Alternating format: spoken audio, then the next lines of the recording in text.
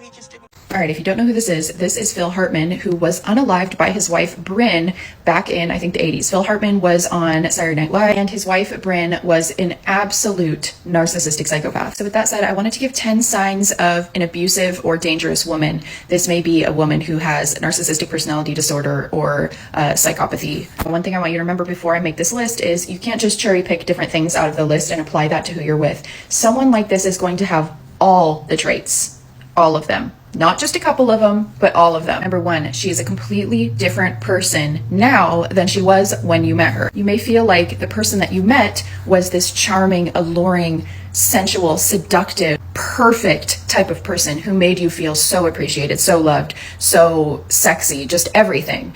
And now that you're in the relationship, this person has become controlling and rude and emasculating, and you don't understand who it is that you're with. Number two, this woman has tried to isolate you from friends and family. This can happen in a very obvious way or in a more insidious way. So certain ways that they will try to do this are like, you know, I've noticed that your mom and dad really are not happy for you. They seem to not support any of your dreams. And I don't want people like that in our lives. And so I don't want them coming over anymore. Or it could be anytime you try to go out with your friends and have like a guys' night, or have any female friends at all, or have any coworkers, your female partner gets infuriated and makes your life a living hell to the point that you feel so afraid of even having friends because you know it's going to cause an argument that you just stop reaching out to people. Number three, the attention always has to be on her. And this goes way further than someone just being, you know, an attention seeker or liking to post selfies on social media. This is someone who feels deeply uncomfortable, almost in pain, when the spotlight is on someone else. So maybe you get sick or something happens to you,